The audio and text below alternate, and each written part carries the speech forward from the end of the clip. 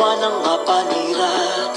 Kasuklam-suklam na pagkilos, mayroon dapat silang adhikain. Pagsisikap na sumulong, di pinanghihinaan ng loob. May tiwala sa buhay sa hinaharap. May pagkakilala dapat ang kabataan, hanggang katotohanan, katarungan. Hangarin lahat ng magandang bagay, amuhin realidad ng positibong bagay. Maging responsable sa buhay. Dapat nitong seryosohin, dapat nitong seryosohin.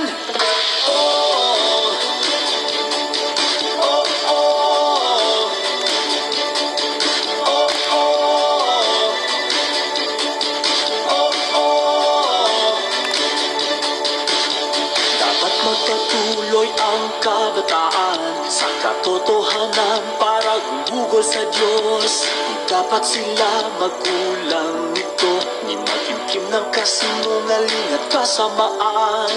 Dapat silang manindigan, di basta-basta nakikisabay. May lakas ng loob magsakripisyo, lumaban para sa hustisya at katotohanan.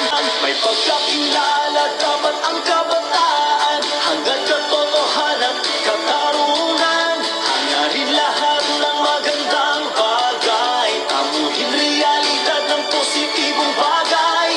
Maging responsable sa buhay.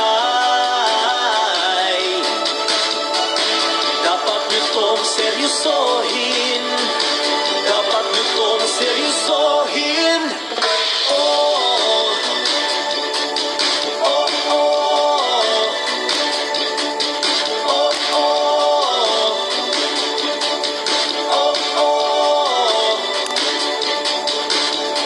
Dapat bumigay ang kabataan sa pang-aapi ng kadiliman.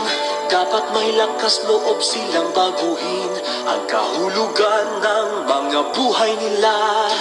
Di nila dapat sinusuko mga sarili sa paghihirap. Dapat sila maging bukas at prangka, mapagpatawad sa kapwa. May